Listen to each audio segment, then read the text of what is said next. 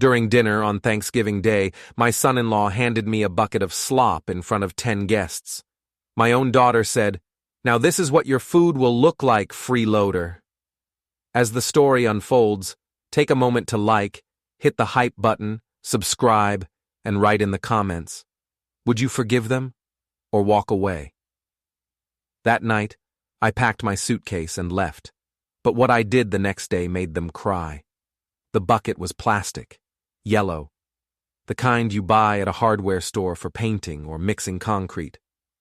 Logan Pierce, my daughter's husband, brought it out from the kitchen with both hands, like he was carrying something sacred, something he'd rehearsed.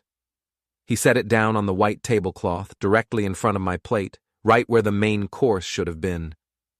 The smell hit me first. Turkey scraps gone slimy, mashed potatoes turned gray and watery, cranberry sauce mixed with what looked like dish soap or maybe something worse, all of it swimming in lukewarm water that had a greasy film on top. 10 people around the table. 10 pairs of eyes. I could feel every single one of them looking at me, waiting, watching to see what I'd do. Would I yell? Would I cry? Would I stand up and flip the table like some maniac? I looked at the bucket. I looked at Logan. He was grinning, teeth white and straight, the kind of smile that costs money to build and nothing to maintain. 34 years old, wearing a salmon-colored polo shirt under a sport coat that probably cost more than my truck payment, hair gelled back like he was posing for a real estate billboard. His eyes were bright, excited. He was enjoying this. "Calvin," he said, loud enough for everyone at the table to hear clearly, projecting like an actor on a stage. "We thought you might be more comfortable with something a little more your speed."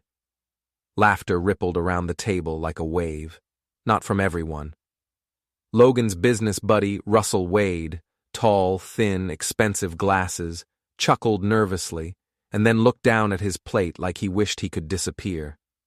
A couple of Tessa's friends from her event planning firm, women in designer dresses with perfect makeup, giggled into their wine glasses, trying to be polite about it.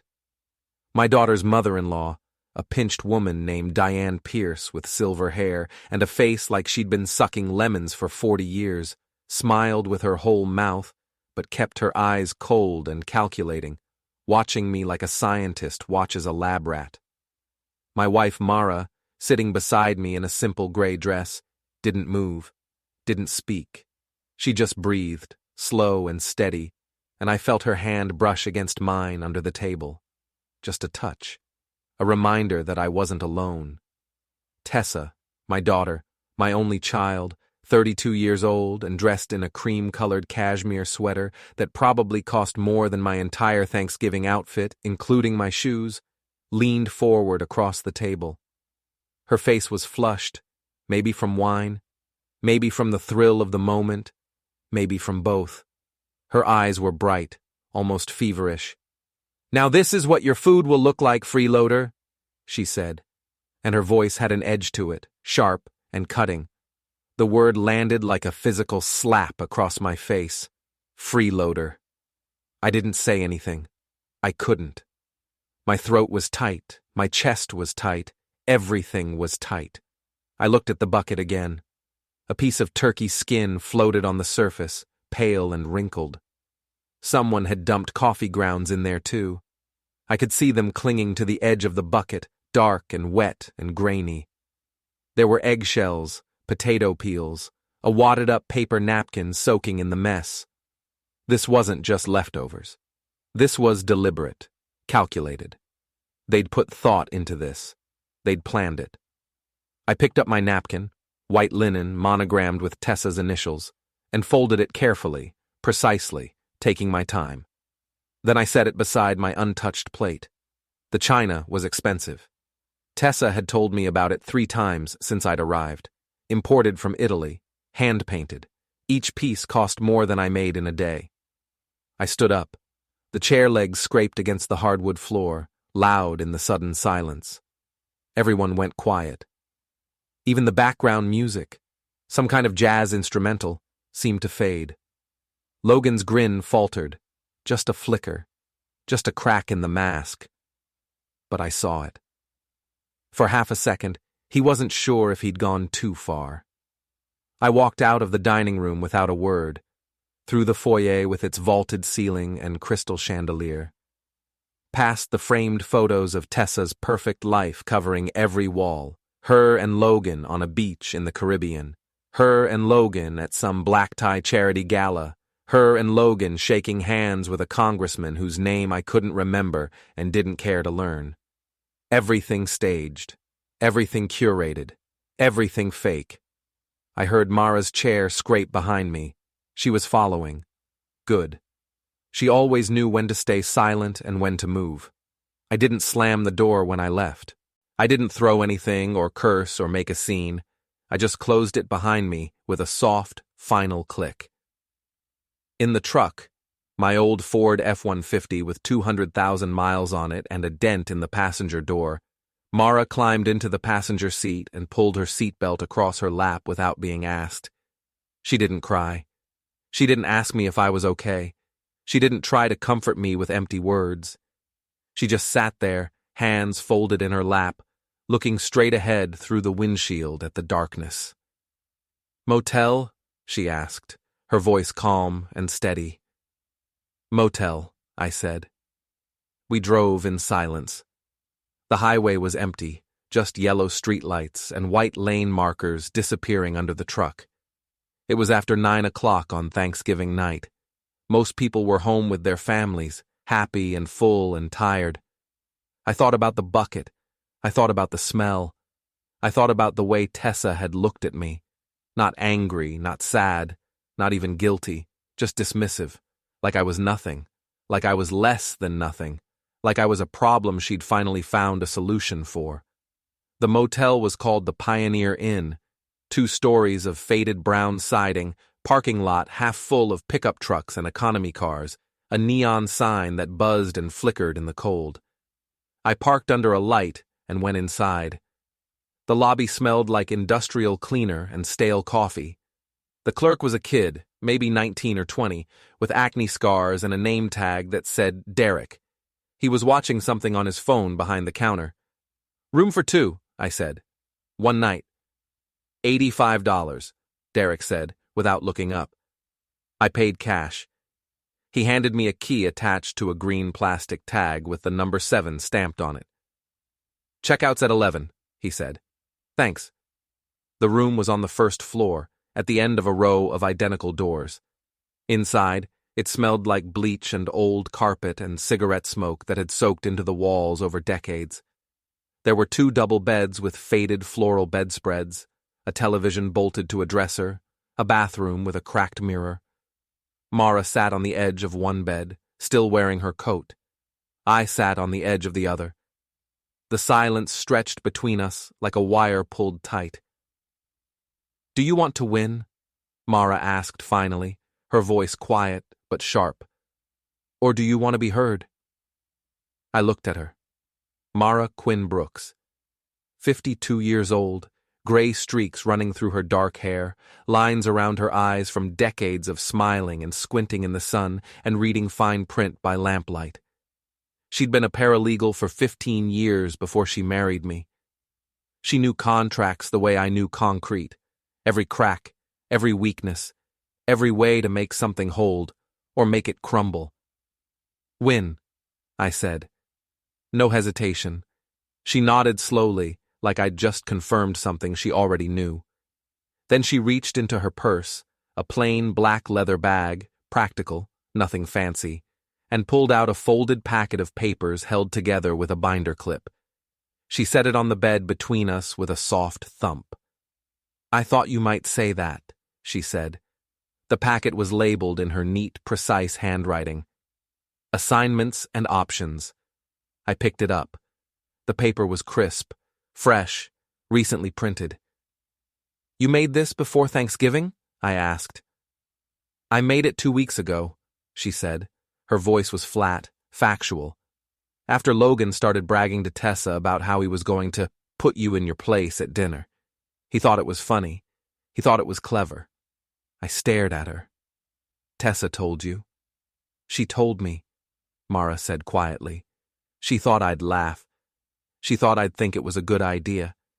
She said you'd been taking advantage of them for years, and it was time someone taught you a lesson. I felt something cold settle in my stomach. Not anger. Not yet. Just cold. "What did you say?" I asked. "I said nothing," Mara said. I smiled. I nodded. I let her think I agreed. And then I went home and I started collecting documents. I looked down at the packet in my hands. Then I opened it. Inside were copies, clean, legible, professionally printed copies of every contract, every lien, every loan agreement, every financial entanglement I'd ever had with Logan and Tessa. My name was on most of them. My money, my guarantees, my signature, my risk. First page, the UCC1 financing statement for Logan's office build-out. I'd fronted $60,000 3 years ago when he was starting his consulting firm, whatever that meant. He'd needed furniture, computers, filing cabinets, a conference table, networking equipment. He'd come to me with a business plan printed on glossy paper and a projection showing he'd pay me back in 18 months. The contract gave me a secured interest in those assets. Every desk, every chair, every laptop, every filing cabinet. If Logan defaulted, I could walk in and take it all. Logan had signed the document without reading it. He'd barely glanced at it. He always did that. Signed first, asked questions, never. Second page, the assignment of rents clause buried in a side letter. If Logan defaulted on his office lease, I could step in and collect rent directly from any subtenants he brought in. It was a small clause, barely a paragraph, hidden in the middle of page 4. But it was there, legal, binding, enforceable. Third page, the second lien on their house. I didn't hold it directly. A small credit union called Riverbend Federal did. But I had a right of first refusal to purchase it within a 5-day window if the holder decided to sell. The credit union had been nervous for months.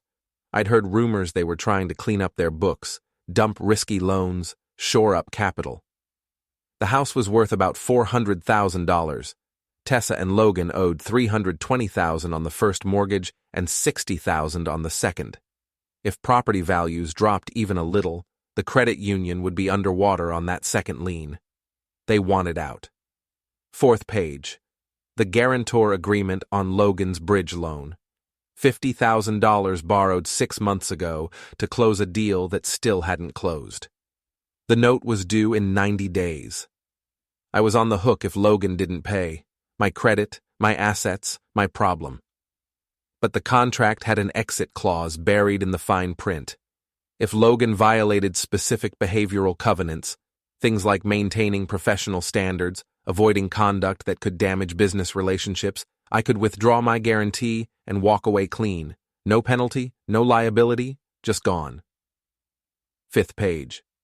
The HOA bylaws for Meadowbrook Estates, the upscale subdivision where Tessa and Logan lived in a house they couldn't really afford. The bylaws allowed stacked fines for violations, noise complaints, parking infractions, trash violations, landscaping issues. If the fines went unpaid, the HOA could file a lien against the property. If the lien went unpaid, the HOA could enforce it without ever going to court. Non-judicial foreclosure, fast, efficient, legal. I looked up at Mara. My hands were shaking slightly. I set the packet down on the bed. "You've been collecting this," I said. "I've been organizing it," she corrected. "You did the work, Calvin. You loaned the money, you signed the contracts, you built the leverage. You just didn't see it as a weapon." I rubbed my face with both hands. My skin felt hot. My hands smelled like soap and sweat and the cheap hand sanitizer from the motel bathroom. "They think I'm nothing," I said. "Then let's show them what nothing looks like when it owns the paper," Mara said. I looked at her. She wasn't smiling. She wasn't angry. She was calm, clinical, focused, ready. "Tomorrow," I said slowly, "we stop feeding their illusion." Mara nodded. She stood up, took off her coat, and hung it carefully on the back of the chair by the window. Then she lay down on her bed, fully clothed, and closed her eyes. I stayed sitting on the edge of my bed for a long time, holding the packet in my hands, reading through the pages again and again. Every signature, every clause, every number. They'd built their own trap. All I had to do was spring it. The next morning, I called Janet Whitaker. It was 7:30. The sun was coming up pale and cold through the motel room window. Mara was already awake, sitting at the small desk with her laptop open and a cup of gas station coffee steaming beside her. I sat on the edge of the bed with my phone and dialed Janet's number from memory. Janet was a loan officer at Columbia Federal, the bank that held Logan's bridge loan. I'd known her for 12 years. She'd financed 3 of my rental properties. Small commercial spaces, nothing fancy, but steady income. She'd never once missed a detail in a contract, never once let something slide. She was 45 years old, practical, direct, and had zero patience for sloppiness or excuses. "Calvin," she said when she picked up on the second ring. Her voice was clear and alert. She was probably already at her desk. Janet started work at 7 every morning. "Happy day after Thanksgiving." "Janet," I said, "I need to talk about the Pierce note." There was a pause. I heard the soft click of a mouse, the quiet tap of keys on a keyboard. She was pulling up files. "The one you're guaranteeing?" she asked carefully. "That's the one." "What about it?" "I want to know if the covenants have been violated." Another pause, this one longer. I could hear her breathing, thinking, calculating. "Calvin," she said slowly, choosing her words with precision, "if you're asking me that question, you already know the answer." "I want it documented," I said. "I want it official. I want it in writing." She sighed, a long exhale that told me she knew exactly where this was going. "Give me 24 hours. I'll pull the complete file and cross-check every covenant against the terms." "I need it today," I said. "Calvin." "Janet, I'm not asking for a favor. I'm asking you to do your job. If the covenants are broken, you need to know so the bank can protect itself. If they're not broken, I need to know so I can protect myself. Either way, the clock is ticking on that note and someone needs to pay attention." She was quiet for a long moment. I could hear her thinking. Janet was good at her job because she was careful, thorough, methodical. She didn't cut corners. She didn't make assumptions. "I'll call you back in 2 hours," she said finally. "Thank you," I said. I hung up. Mara looked over from the desk. "Janet?" "She'll check the covenants and call me back before 10. "Good." Mara tapped her pen against the yellow legal pad in front of her. She'd already filled half a page with notes in her precise handwriting. "Next is the county recorder. We need to confirm filing windows and make sure our UCC continuation is locked in before Logan figures out what we're doing and tries to file something contradictory." "Noah Briggs?" I asked. "Noah Briggs," she confirmed. Noah was the deputy clerk at the county recorder's office. 38 years old, prematurely bald, glasses that were always sliding down his nose, obsessed with procedure and protocol, and doing everything exactly by the book. If you filed something at 4:59 in the afternoon, it got time-stamped that day. If you filed at 5:01, it rolled to the next business day. Noah lived for those timestamps. He loved rules the way other people loved sports or music. I pulled up his number and called. "County Recorder's Office, this is Noah speaking." "Noah, it's Calvin Brooks." "Calvin! Hey, how are you? How was your Thanksgiving?" "It was fine. Listen, I need to file a UCC1 continuation this week. What's my deadline to get it time-stamped today?" "Today? You've got until 4:30. After that, the system locks and everything rolls to Monday morning at 8. And if someone else files a competing interest after mine?" "First in time, first in right," Noah said immediately. It was practically his motto. "Your timestamp wins. The earlier filing gets priority. That's why we're so strict about the cutoff times." "Perfect. I'll have a courier there by 3 o'clock. "Sounds good, Calvin. You have a good weekend." "You too, Noah." I hung up and looked at Mara. 3 o'clock cutoff. We've got plenty of time." She nodded and made a note on her pad. "Now the HOA."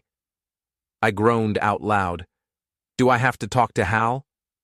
You have to talk to Hal, Mara said, and she was almost smiling. Almost.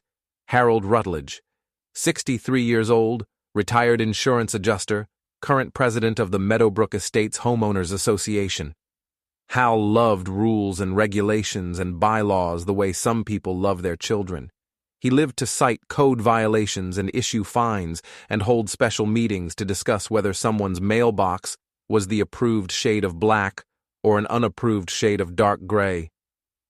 If you parked your car 6 inches over the curb cut, Hal noticed and documented it with photos and measurements.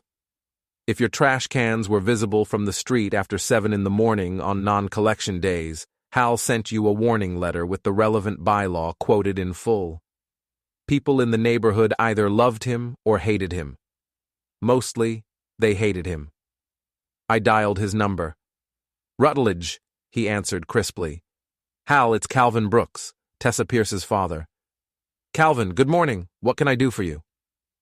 I've been noticing some violations at 482 Cypress Lane. That's my daughter and son-in-law's address. Noise complaints, parking issues, that sort of thing. Has anyone else reported them? Hal's voice perked up immediately. This was his favorite kind of conversation. Actually, yes. We've had 3 separate complaints in the last 4 weeks. Late-night gatherings with music audible from the street, vehicles blocking the sidewalk in violation of Section 7.3.2, and trash overflow exceeding the approved container limits under Section 9.1.4. I was planning to send an initial warning letter next week. Don't wait, I said.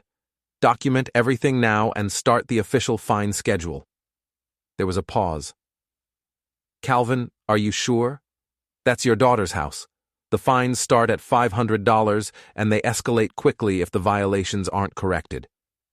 I'm sure, I said. They're adults. They should follow the rules. Well, all right then. I'll issue the first formal notice today via certified mail.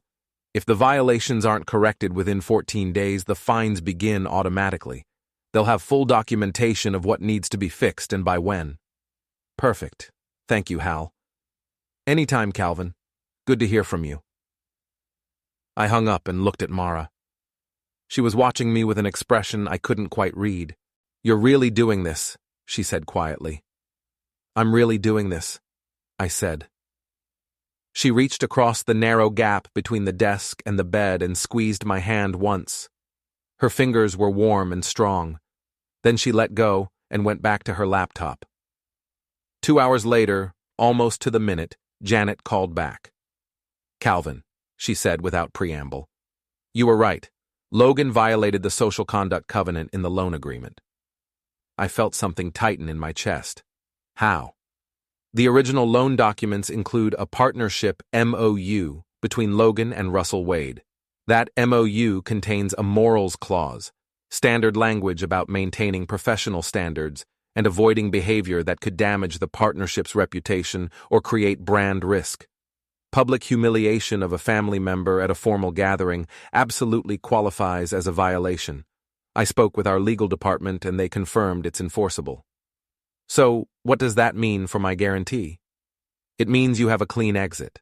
The covenant gives you a 10-day window to withdraw your guarantee once you've documented the breach.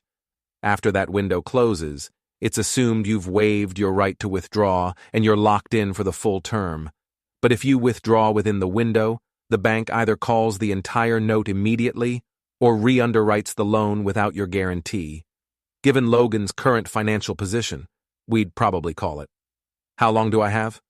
The 10-day window starts from the date of the documented breach.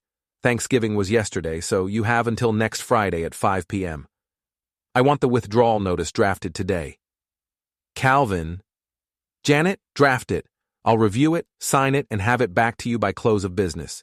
This isn't personal. This is protection. She sighed heavily. You're going to burn a lot of bridges with this.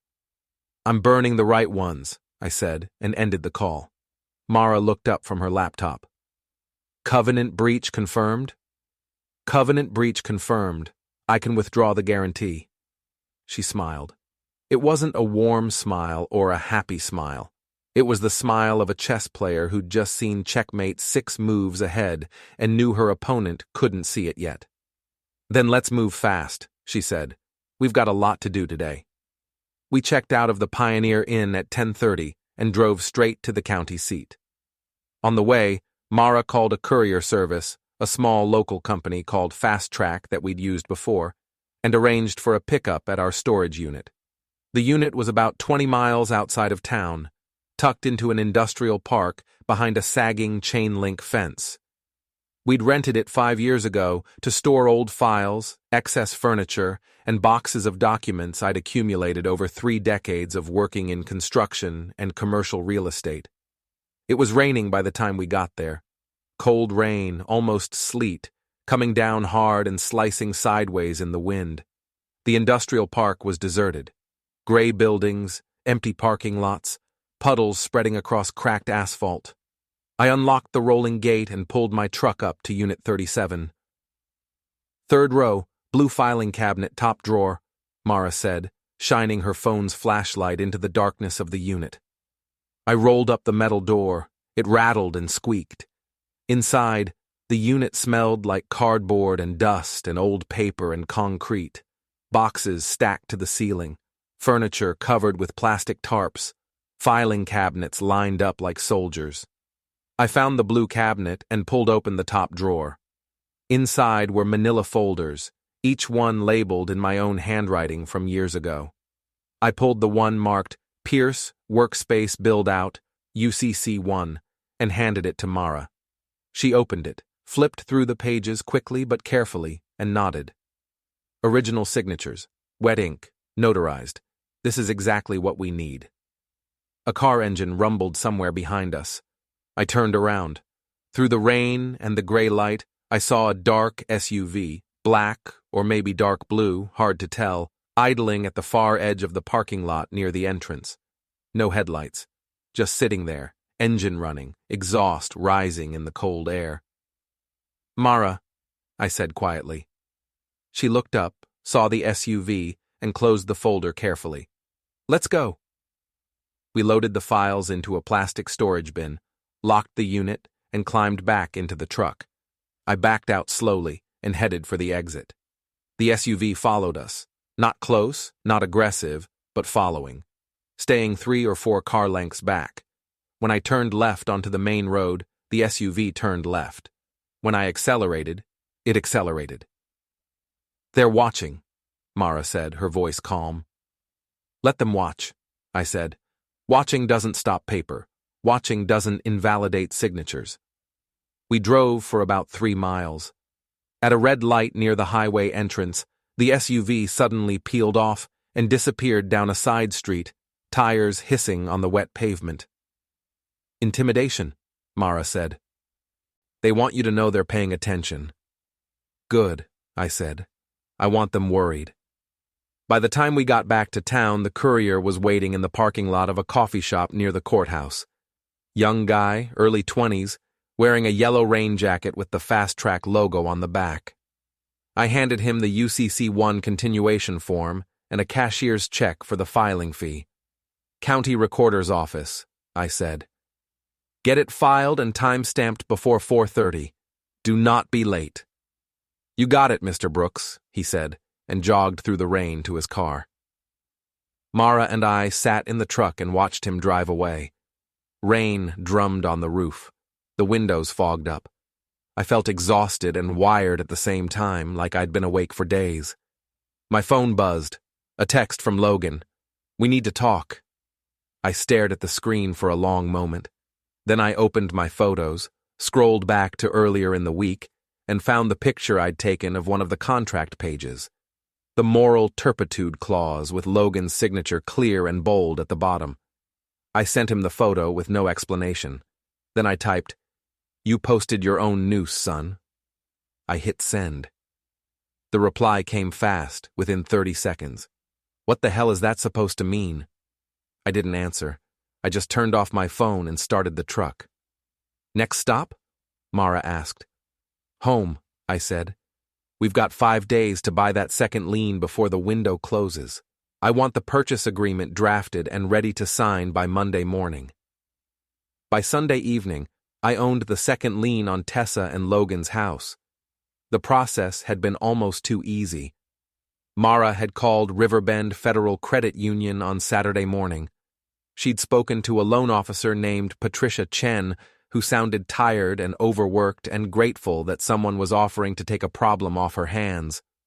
The credit union was small, 3 branches, maybe 50 employees total, and they'd gotten burned on too many real estate loans during the last market correction. They were trying to clean up their portfolio, dump the risky stuff, get their capital ratios back in line before regulators started asking uncomfortable questions. The house was worth about $400,000, according to the most recent appraisal. Tessa and Logan owed $320,000 on the first mortgage through a big national bank and $60,000 on the second lien through Riverbend. If the property market dropped even 10%, Riverbend would be underwater on that second position. They'd get nothing in a foreclosure. So when Mara called and offered $58,000 cash, below the face value but immediate and clean with no contingencies, they practically jumped at it. The closing happened in a small office above a dry cleaner on Saturday afternoon. The closing agent was a woman named Patty Friedman, who'd been doing this work for 23 years. She had silver hair pulled back in a practical bun, reading glasses on a beaded chain around her neck, and the efficient manner of someone who'd seen every trick and every disaster and wasn't impressed by any of it anymore. She slid the assignment paperwork across her desk. The pages were crisp and official, heavy cream-colored paper with raised seals and signature lines highlighted in yellow. "This document assigns you all rights and interests in the second lien," Patty said, tapping the relevant paragraph with her pen. "It also gives you the right to accelerate the note if the borrower defaults on specific terms outlined in Section 4.3. You understand that, correct?" "I understand," I said. "And you're aware that acceleration means you can demand immediate full payment of the entire outstanding balance plus accrued interest?" "I'm aware." She looked at me over her reading glasses. Her eyes were sharp and assessing. "Mr. Brooks, I've been doing real estate closings for 23 years. I've handled divorces, bankruptcies, estates, business dissolutions, you name it. But I have never, not once, seen a family member purchase another family member's lien. Are you absolutely certain you want to do this?" I met her gaze without blinking. "I'm certain." She held my eyes for another moment, then shrugged slightly and pushed the signature page toward me. "Your funeral." I signed my name in black ink. Calvin Brooks, clear and legible. Patty notarized it with her official stamp, a heavy metal embosser that made a satisfying thunk, and slid the copies into a manila envelope. "Congratulations," she said dryly. "You're now a lien holder." Mara and I walked out into the cold afternoon. The sky was low and gray and threatening snow. The wind smelled like winter coming, that sharp metallic smell that gets in your nose and makes your eyes water. "How does it feel?" Mara asked as we walked to the truck. "Like I'm holding a loaded gun," I said. "Then don't pull the trigger until you're aiming at the right target," she said. We drove to a diner on the edge of town, a place called Rosie's that had been there for 40 years and looked like it hadn't been updated since 1985.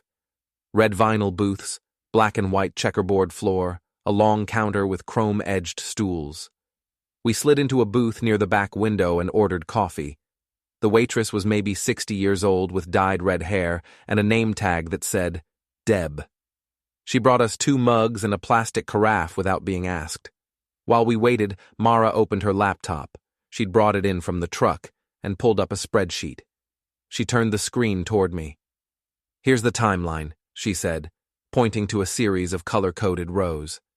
Hal issued the first HOA notice on Friday via certified mail.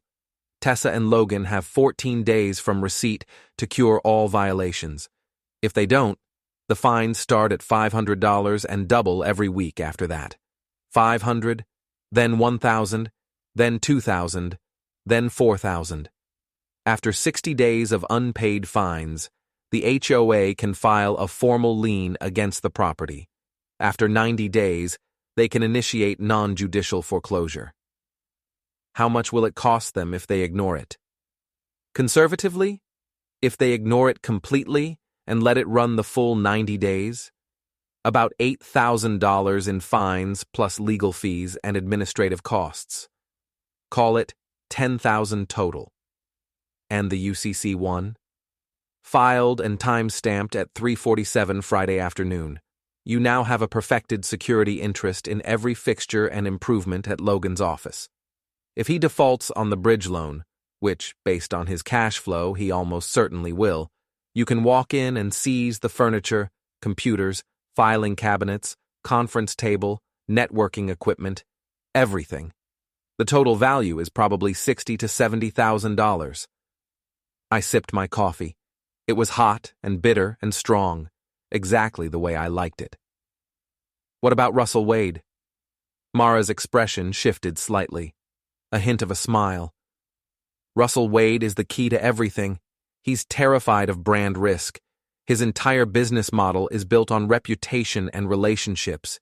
If he thinks Logan is a liability, if he thinks associating with Logan could damage his own brand, he'll cut Logan loose without a second thought. How do we make that happen? We don't have to make it happen, Mara said. Logan already did it for us. Russell was at Thanksgiving. He was sitting right there at the table. He saw the bucket. He saw the humiliation. He saw Logan publicly disrespect a family member at a formal holiday dinner. That's exactly the kind of behavior that triggers morals clauses in partnership agreements. So what do? We remind Russell that he saw it. We document it. We make it impossible for him to ignore. She reached into her bag and pulled out a printed email on plain white paper. She slid it across the table toward me. The email was from Russell Wade to Logan Pierce, dated the day after Thanksgiving.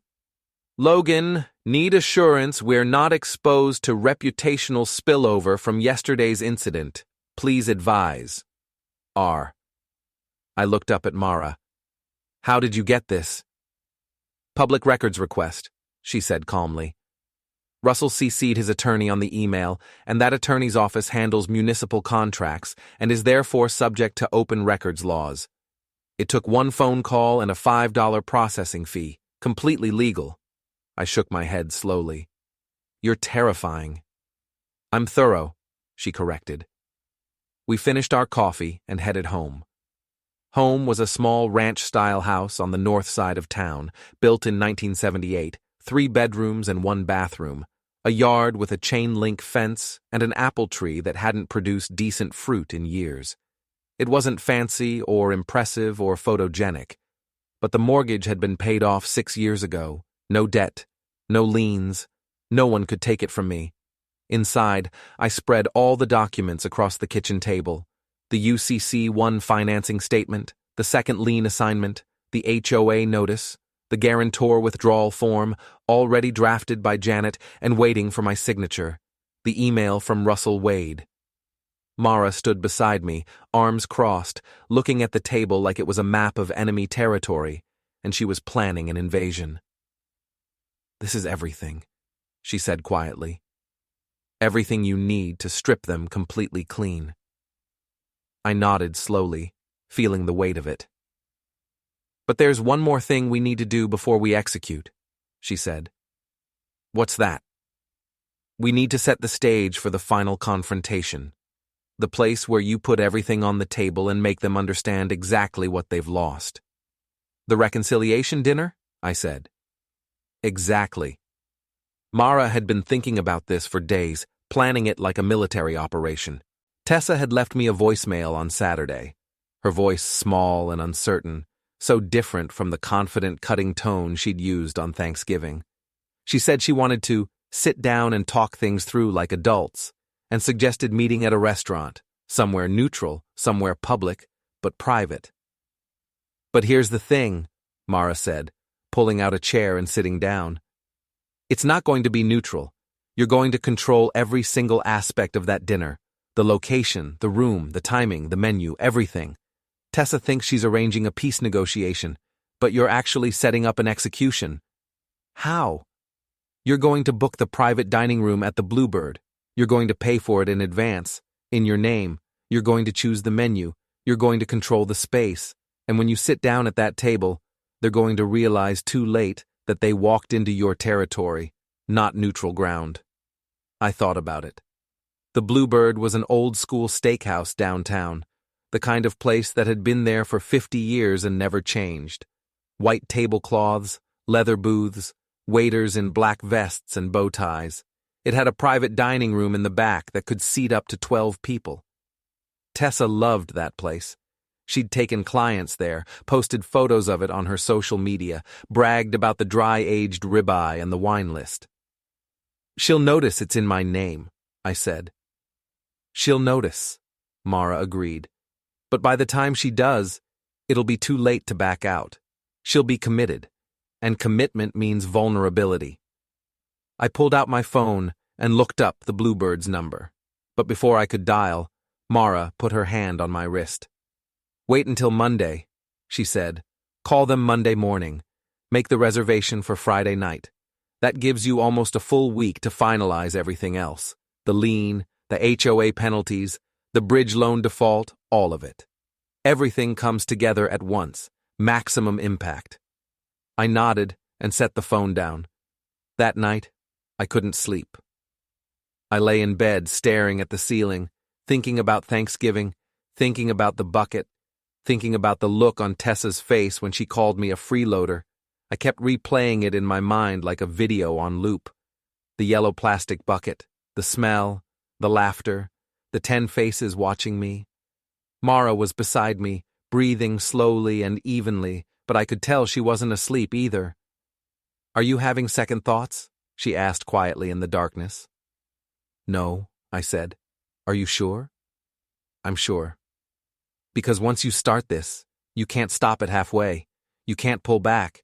You have to follow through all the way to the end." "I know." She rolled over to face me. I could just barely see her outline in the dim light coming through the window. "Good," she said. "Because they deserve this. They deserve every bit of what's coming." Monday morning, I called the Bluebird at 9 o'clock sharp. The phone rang 3 times before a man's voice answered, smooth and professional. "The Bluebird, this is Vincent speaking. How may I help you?" "Vincent, this is Calvin Brooks. I'd like to reserve your private dining room for this Friday evening." "Friday?" I heard computer keys clicking in the background. "Let me check our availability. Yes, actually, you're in luck. We had a cancellation just this morning. The room is available. How many guests are you expecting?" 4 people total, and I want to prepay for the room and the meal." There was a slight pause. "Prepay, sir?" "That's correct. I'll send you a check today by courier. I want everything locked in and finalized under my name. No surprises, no changes, no issues." Another pause, longer this time. "Mr. Brooks, may I ask, is this for a special occasion?" "Family dinner," I said neutrally. "I see.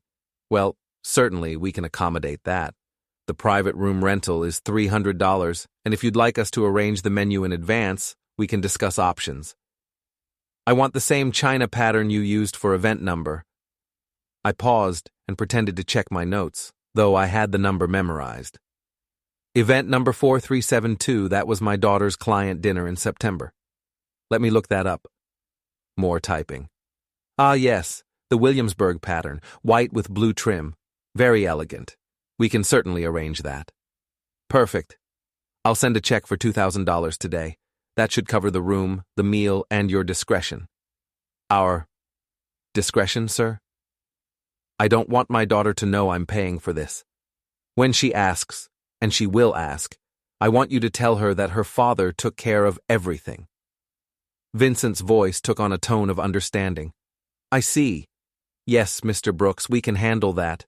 We're very familiar with delicate family situations." "Thank you, Vincent. One more question, sir, if I may. You mentioned 4 guests total. Would you like menus prepared, or will you be ordering from our standard selection?" "Prepare menus, keep it simple. Steak, potatoes, vegetables, nothing fancy, nothing that requires explanation." "Understood." And the time? 7 o'clock. Sharp. Very good, Mr. Brooks. We'll have everything ready for you. I hung up and immediately wrote a check for $2,000. Then I called the same courier service we'd used on Friday and arranged for pickup and delivery within the hour. Mara was at the kitchen table with her laptop, working through a legal database she had access to from her paralegal days. She looked up when I sat down across from her. "It's done?" she asked. "It's done. Friday at 7, private room, everything under my control." She nodded with satisfaction. "Good. Now we need to focus on the next 48 hours. This is when everything accelerates. Tuesday and Wednesday are critical." "Why?" "Because Tuesday is when Janet sends the formal default notice to Logan about the bridge loan. And Wednesday is when the HOA fine period expires and the penalties officially start. Everything converges at once, maximum pressure, minimum time to react." My phone rang. Janet Whitaker. "Calvin, I've finalized the withdrawal notice. It's ready for your signature. Can you come by the bank this afternoon?" "I'll be there at 2, I said. At 1:30, Mara and I drove to Columbia Federal. The bank was a solid brick building downtown, 3 stories, built sometime in the 1960s, with all the architectural charm of a concrete bunker. We parked in the lot behind the building and went in through the side entrance. Janet met us in a small conference room on the 2nd floor. She had the documents laid out on the table, multiple copies, each one flagged with little yellow tabs marking where I needed to sign. "Calvin, Mara," she said, nodding to both of us. She looked tired. There were dark circles under her eyes and her hair wasn't quite as neat as usual. "Before we do this, I want to make absolutely certain you understand what you're signing." "I understand," I said. "You're withdrawing your personal guarantee on a $50,000 bridge loan. The moment you sign this, Logan Pierce becomes solely responsible for the full amount. The loan is currently in technical default because he missed last Friday's interest payment. Once your guarantee is withdrawn, we are required to send him a formal notice of default and acceleration. He'll have 30 days to pay the full $50,000 plus accrued interest and late fees. If he can't pay, we'll foreclose on the collateral." "Which I control," I said. "Which you control via the UCC-1, Janet confirmed. "So effectively, you'll be able to seize and liquidate his business assets to satisfy the debt. It's legal, it's enforceable, but Calvin, this is your daughter's husband. This will destroy his business." "He destroyed his own business when he decided to humiliate me in public," I said quietly. Janet looked at me for a long moment, then she slid the pen across the table. I signed every page. My signature was steady. Janet notarized each one with her official seal, then made copies and put them in separate folders. She handed one to me. "This is your copy. The bank will send the default notice to Logan tomorrow morning via certified mail and email. He'll have formal documentation by tomorrow afternoon at the latest." "Thank you, Janet." She walked us to the door but stopped me before I could leave. "Calvin, one more thing. Off the record." "Yes?" "I've been doing this for a long time. I've seen a lot of family situations go bad over money, but I've never seen anyone execute something this methodically. Whatever happened at Thanksgiving must have been really bad." "It was," I said. She nodded slowly. "Then I hope you get what you're looking for." We left the bank and drove home in silence. The sky was gray and heavy with the promise of snow. The radio was playing something quiet and instrumental. Mara stared out the window. "Do you feel bad?" she asked after a while. "No," I said. "Do you think I should?" "No," she said. "I just wanted to make sure you don't." Tuesday morning, Logan's world started crumbling. The default notice from Columbia Federal arrived by certified mail at 9:17 a.m. I know because Logan called me at 9:23, his voice tight and shaking. "What the hell did you do?" "I withdrew my guarantee," I said calmly. "Exactly like the contract allows me to do if you violate the behavioral covenants." "What behavioral covenants? What are you talking about?" "Read section 6.4 of your loan agreement. The one you signed without reading. Professional conduct standards. You violated them at Thanksgiving. I documented it. I withdrew. You're on your own now. You can't just... I already did.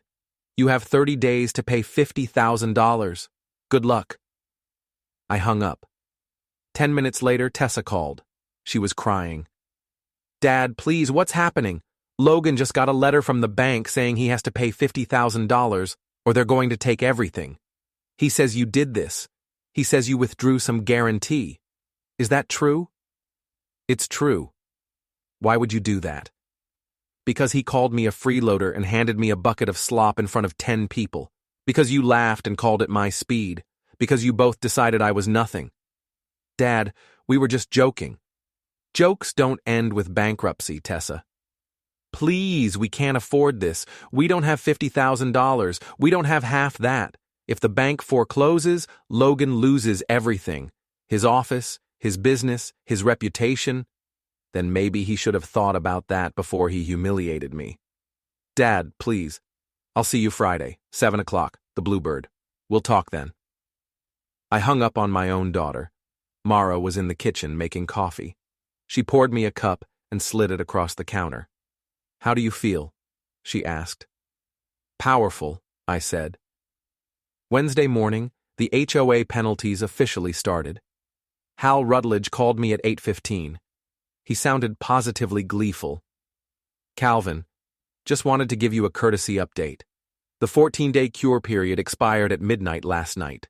None of the violations at 482 Cypress Lane were corrected. The fines are now active. $500 as of today, doubling every 7 days until compliance is achieved or the matter proceeds to lien status. Thank you for letting me know, Hal. Calvin, I have to ask, are you sure you don't want to give them another warning? Once these fines start, they add up incredibly fast. I'm sure, Hal. Rules are rules. Well, all right then. The formal notice will be mailed today. Perfect. I hung up and looked at Mara. She was at the table with a spreadsheet open, adding numbers. 500 today, she said. 1,000 next Wednesday. 2,000 the Wednesday after that. By the time we sit down for dinner on Friday, they'll already be on the hook for the first 500 plus the second lien I can accelerate, plus the 50,000 from the bridge loan, plus vendor deposits they're losing. Conservatively, they're looking at immediate obligations of probably $65,000, with no way to pay and no credit to borrow. And Logan's partnership with Russell? I asked. That's the final piece, Mara said. She closed her laptop and looked at me directly. We need to send Russell one more reminder about the morals clause, just enough to make him nervous, not enough to be actionable as interference. How? She reached into her bag and pulled out a single sheet of paper. It was a carefully worded letter on plain white paper with no letterhead. Read this, she said. I read it. It was addressed to Russell Wade, marked confidential and personal. The letter simply stated that the writer, unnamed, had been present at a recent family gathering where Logan Pierce had engaged in conduct that might constitute a violation of professional standards and partnership obligations. The letter didn't accuse, didn't threaten, didn't demand anything. It just noted that such conduct might be relevant to agreements containing behavioral covenants. It ended with a suggestion that Russell might want to review applicable partnership agreements to ensure compliance and protect all parties' interests. This is perfect, I said. It's legally ambiguous enough that it can't be considered defamation or interference, but specific enough that Russell will panic and check his partnership agreement. And when he checks his partnership agreement, he'll see the morals clause and realize he has grounds to terminate. When do we send it? Today, certified mail. He'll have it by Thursday. He'll spend Thursday freaking out and reviewing contracts. By Friday, he'll be ready to pull the plug on Logan. I looked at her. You're a genius. I'm patient, she corrected. There's a difference. We drove to the post office and sent the letter. That afternoon, I got a series of increasingly frantic texts from Logan. We need to talk. Now. You're destroying us. How can you do this to your own daughter? Please, just give us a chance to fix this. I didn't respond to any of them. Instead, I drove to Logan's office unannounced. It was 3:30 on a cold, bright Wednesday afternoon. The parking lot was almost empty. I walked in through the front door without knocking. The receptionist, same young woman with blonde highlights, looked up with wide, nervous eyes. "Mr. Brooks, is Logan here? He's in a meeting." "Good," I said, and walked straight past her. Logan's office door was closed. I opened it without knocking. He was on the phone, pacing behind his desk, tie loosened, hair disheveled. When he saw me, he stopped mid-sentence. "I'll call you back," he said into the phone, and hung up. "Calvin, what the hell?" I pulled a folder from inside my jacket and set it on his desk with a soft thump. Then I sat down in the chair across from him and waited. "What is this?" he asked warily. "Open it." He opened it. Inside were clean, organized copies of every document that gave me power over him. The UCC1 financing statement with his signature at the bottom. The assignment of second lien on his house with my name as the new holder. The HOA fine schedule showing accumulating penalties. The notice of guarantee withdrawal from Columbia Federal. And finally, a printed copy of Russell Wade's email asking about reputational spillover. Logan read through them slowly. His face went from angry to pale to gray. "You can't do this," he whispered. "I already did," I said calmly. "Every single one of these documents is legal, properly filed, correctly executed, and fully enforceable. You signed most of them yourself without reading them. That's not my fault. That's yours." "This is insane. You're going to ruin me over a stupid joke?" "It wasn't a joke, Logan. Jokes are funny. What you did was calculated humiliation. You planned it. You rehearsed it. You executed it in front of witnesses. You wanted to make me feel small. Mission accomplished. Now I'm returning the favor." He stood up fast, fists clenched. For a moment I thought he might actually swing at me. But then he saw the receptionist standing in the doorway watching, and he sat back down heavily. "What do you want?" he asked, his voice hoarse. "I want you to understand that actions have consequences. I want you to learn that contracts matter, and I want you to show up at the Bluebird on Friday night at 7 o'clock and face what you've done. And if I don't? Then I start signing acceleration notices on Friday morning. By Friday afternoon, you'll be in default on everything. By Monday morning, I'll be liquidating your assets. By Tuesday, you'll be unemployed and homeless." I stood up and buttoned my jacket. "See you Friday, Logan." I walked out. The receptionist didn't say anything. She just stared. That night, Mara and I sat at the kitchen table and went through the timeline one final time. "Tomorrow is Thursday," she said, tapping her pen against the calendar. "Russell Wade receives the letter and starts panicking. Tessa and Logan continue to spiral. The HOA sends another notice about the escalating fines. You do nothing. You just wait. And Friday? Friday morning, you call Vincent at the Bluebird and confirm every detail. Friday afternoon, you prepare the final documents, the acceleration notices, the foreclosure warnings, the UCC enforcement papers, everything. Friday evening at 6:30, we arrive early and set up the private room exactly how you want it. At 7 o'clock, they arrive, and then you execute." "The bucket?" I asked. She smiled coldly. "The bucket is the final touch, the perfect mirror. They gave you garbage in a yellow plastic bucket. You give them papers in a clean steel bucket. It's poetic." I nodded slowly. "I'm ready." "I know you are," she said. Thursday passed in agonizing slow motion. Every hour felt like 3. I kept checking my phone, expecting more calls or texts from Logan or Tessa, but there was nothing. Silence. They were either regrouping or collapsing. I didn't care which. Friday morning arrived cold and bright. I woke up at 5:30, couldn't fall back asleep, and spent the next hour making coffee and reviewing documents. At 9 o'clock, I called Vincent at the Bluebird. "Mr. Brooks," he said, recognizing my voice immediately. Everything is confirmed for this evening. 7 o'clock, private room, 4 guests, menu prepared as requested. The china? Williamsburg pattern, white with blue trim, exactly as specified. Perfect. We'll be there at 6:30 to set up. Set up, sir? I'm bringing some materials for the dinner, papers, documents. I'll need a few minutes to arrange them before the other guests arrive. Of course, Mr. Brooks. We'll make sure the room is available for you early. Thank you, Vincent. At 3 o'clock, I went to the garage and retrieved the metal bucket I'd purchased earlier in the week. It was stainless steel, polished to a mirror shine, small enough to sit on a dinner table but large enough to make a statement. I washed it again, even though it was already spotless, dried it carefully, and set it in the back of my truck. At 4 o'clock, I gathered all the final documents into a leather portfolio. Acceleration notice for the second lien, UCC enforcement authorization, copies of the HOA fines, the memo to Russell Wade about the morals clause, everything.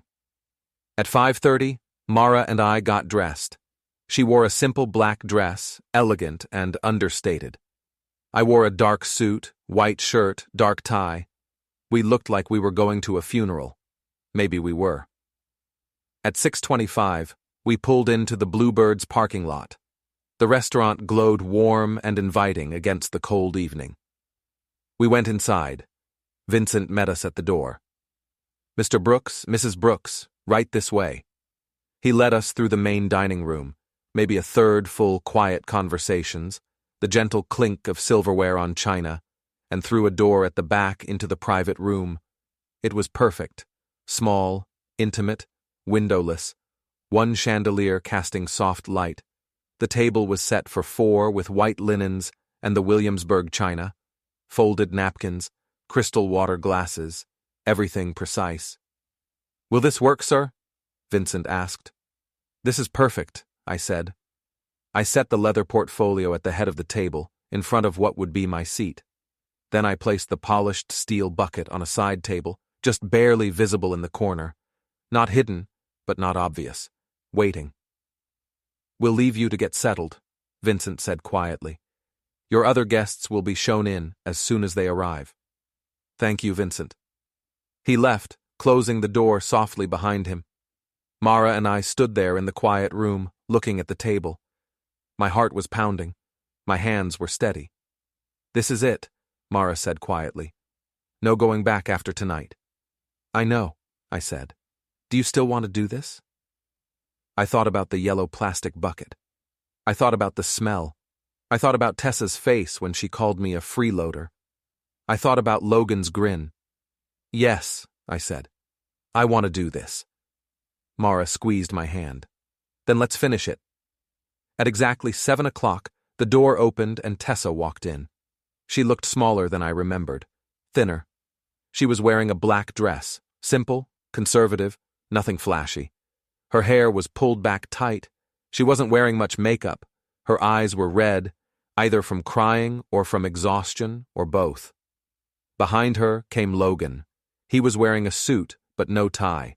His face was drawn, jaw clenched, shoulders tight. They both stopped just inside the doorway when they saw Mara and me already seated. Dad, Tessa said quietly. Thanks for agreeing to meet. I didn't respond. I just gestured to the 2 empty chairs across the table from us. Please, I said. Sit down. They sat. Slowly, carefully, like they were afraid the chairs might explode. For a long moment, nobody spoke. The only sound was the faint hum of the ventilation system and the distant murmur of conversation from the main dining room beyond the closed door. Tessa finally broke the silence. Dad, we want to apologize. For Thanksgiving. For everything. We were wrong. We went too far. We're sorry. I looked at her. Really looked at her. Tried to see if she meant it. Tried to see if there was anything real behind the words, or if this was just strategy, just survival. Are you sorry you did it? I asked quietly. Or are you sorry you're facing consequences? She blinked. What? It's a simple question, Tessa. Are you sorry because you realize what you did was cruel and wrong? Or are you sorry because the bank is about to foreclose on Logan's business, and the HOA is stacking fines on your house, and you just found out your second lien has been sold to someone who can accelerate it anytime they want? Her mouth opened, closed. She looked at Logan. He was staring at the table. Both, she whispered finally. Both, Dad. I'm sorry for both. That's honest, I said. I appreciate that. I reached for the leather portfolio in front of me and opened it slowly. Inside were the documents, organized in neat stacks, each one flagged with a colored tab. Do you know what this is? I asked. Documents, Logan said flatly. Not just documents, I said. This is a complete map of every financial connection between us. Every loan, every guarantee, every agreement, every signature, everything you signed without reading, everything you assumed would never matter. I pulled out the first document and slid it across the white tablecloth toward Logan. UCC-1 financing statement, filed 3 years ago, gives me a perfected security interest in every fixture, every piece of furniture, every computer, every piece of equipment in your office. You signed it right here. I tapped the signature line at the bottom, his handwriting, his name, clear as day. Logan stared at it. I pulled out the second document. Assignment of rents clause, buried in a side letter you signed 2 years ago. If you default on your office lease, I step in and collect rent directly from your subtenants. Legal, binding, enforceable. I slid it across. Third document. Second lien on your house, purchased by me last Saturday from Riverbend Federal Credit Union for $58,000 cash. Gives me the right to accelerate the full balance due upon specific default conditions. $60,000 payable immediately upon acceleration. Tessa made a small sound, almost a whimper. Fourth document. Guarantor withdrawal on your bridge loan. Signed and delivered to Columbia Federal on Monday. You're now personally and solely responsible for $50,000 due in... I checked my watch. 23 days. If you don't pay, the bank forecloses on the collateral, which, as we've established, I control via the UCC-1. Fifth document. HOA fine schedule. $500 as of 2 days ago. Doubles to $1,000 next week. $2,000 the week after. If unpaid after 60 days, the HOA files a lien. After 90 days, they can initiate foreclosure proceedings. All non-judicial. All perfectly legal. I stacked the papers neatly and looked at both of them. Add it up, I said quietly. $60,000 on the house, $50,000 on the bridge loan. Projected $8,000 to $10,000 in HOA fines over 90 days. Plus lost vendor deposits, late fees, and accrued interest. You're looking at total immediate and short-term obligations of probably $125,000 to $130,000. And I'm guessing you have access to maybe $10,000 in liquid cash. Am I wrong? Logan's jaw worked. He didn't answer. I'll take that as a no, I said. Tessa was crying now, quiet tears running down her face, mascara starting to smudge. Please, she whispered. Dad, please, we can't pay that, we don't have it. If you do this, we lose everything. The house, Logan's business, everything we've built. Everything you've built, I interrupted, and my voice came out harder than I intended, was built on leverage you didn't understand and money you didn't earn. You built it on my risk, my guarantees, my capital, and then you thanked me by handing me a bucket of slop and calling me a freeloader. It was a stupid joke, Logan said, and there was an edge of desperation in his voice now. A tasteless, stupid joke. We were drunk. We were showing off for guests. We made a mistake. A mistake is forgetting someone's birthday, I said. A mistake is serving someone the wrong dish at dinner. What you did was deliberate, calculated humiliation. You planned it. You prepared it. You put garbage and dish soap and coffee grounds in that bucket, and you set it in front of me in front of 10 people, and you laughed. We're sorry, Tessa said again, her voice breaking. I know you are, I said. Now. I pulled out one more document. This one was different. Not a contract or a notice, but a printed email on plain white paper. This is from Russell Wade, I said, sliding it across to Logan. Sent to you the day after Thanksgiving. Quote, need assurance we're not exposed to reputational spillover from yesterday's incident. End quote. Logan's face went even paler. Russell was there, I continued. He saw what you did. And Russell, being a smart businessman, realized immediately that your behavior, publicly humiliating a family member at a formal holiday gathering, is exactly the kind of conduct that triggers morals clauses in partnership agreements. I pulled out another document. This one was the partnership MOU between Logan and Russell, with the relevant section highlighted in yellow. Section 9.3. Behavioral Standards. Each partner agrees to maintain professional conduct and avoid behavior that could damage the partnership's reputation or create brand risk. Violation of this clause gives either party the right to terminate the partnership immediately with no penalty or buyout obligation. I tapped the highlighted section. You violated it, Logan, on Thanksgiving, in front of witnesses. Russell knows it. And earlier this week, Russell received a confidential letter reminding him to review his partnership obligations in light of recent events. Logan's hands started shaking. You sent him a letter? Someone did, I said calmly. I couldn't possibly comment on who, but the point is, Russell is now legally positioned to terminate your partnership at any moment, and I'm guessing he will, probably early next week, because Russell cares more about his brand than he cares about you. Logan slumped in his chair. You're destroying us. No, I said. You destroyed yourselves. I'm just enforcing the contracts you signed and the standards you agreed to. Tessa was sobbing now, shoulders shaking, hands over her face. I felt nothing.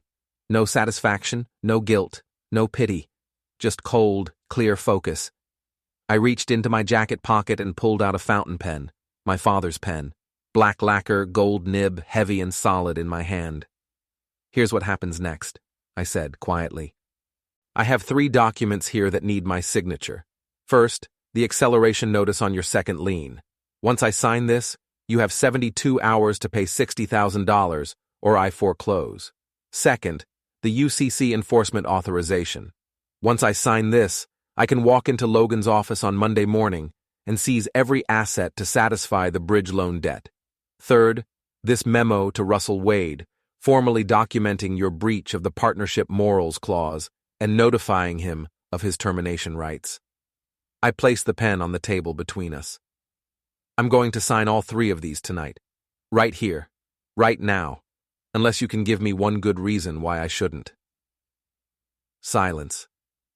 Long, terrible silence. Tessa lowered her hands from her face. Her eyes were swollen and red. What do you want us to say? She whispered. I want you to understand what you did, I said. I want you to feel what I felt. I want you to sit there and realize that everything you have, everything you think you've earned, was built on paper you didn't respect and people you didn't value. I want you to know what it's like to be powerless. Logan's voice was hoarse. We understand. We get it. Please, just tell us what we have to do to fix this. I looked at him, really looked at him, his expensive suit, his styled hair, his smooth hands that had never done manual labor, his entire life built on borrowed credibility and other people's money. There's nothing you can do, I said quietly. This isn't a negotiation. This is a lesson. I picked up the pen and clicked it open. Mara stood up smoothly and walked to the side table. She picked up the polished steel bucket, empty, gleaming, perfect, and brought it back to the table. She set it down directly in front of Logan with a soft, metallic thunk. Logan stared at it. What is that? That, I said, is symmetry. I signed the first document, the acceleration notice on the second lien. My signature was dark and clear on the white paper. Tessa gasped. Dad, no! I signed the second document, the UCC enforcement authorization. Dad, please!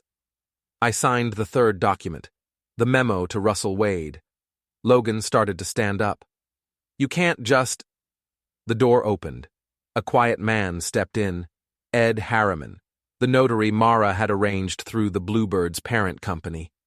He was maybe 50 years old, gray hair, wire-rimmed glasses, dressed in a simple dark suit. He walked to the table, examined each signature carefully, and stamped each page with his official notary seal. The heavy embosser made a satisfying thunk with each impression. These documents are now executed, notarized, and legally binding, Ed said quietly. Then he gathered his notary kit and left, closing the door behind him. The room was silent except for Tessa's quiet crying. Then phones started buzzing. Logan's phone, Tessa's phone, simultaneous vibrations on the table. Logan picked up his phone with shaking hands. His face went white as he read the screen. It's from the bank, he whispered. Official notice of acceleration. The entire bridge loan is due in 72 hours. Tessa's phone buzzed again, then again. Email notifications, text alerts. The county recorder, she said, voice shaking. The second lien acceleration has been logged. Another buzz. Russell's attorney, requesting immediate meeting Monday morning to discuss partnership dissolution. The dominoes were falling in real time. I stood up slowly. Mara stood beside me. You called me a freeloader, I said quietly, looking down at both of them. You handed me a bucket of garbage and laughed. You tried to make me feel small, worthless, pathetic. I reached out and tapped the steel bucket with 2 fingers. Ping. The sound echoed in the small room. Today, I'm not a freeloader, I said. Today, I'm your creditor. I own your house, I own Logan's business, I own your future, and you're going to spend every day for the next few years understanding what it's like to be powerless while someone else controls your life. I picked up the leather portfolio and tucked it under my arm. Now eat what you served. I walked toward the door.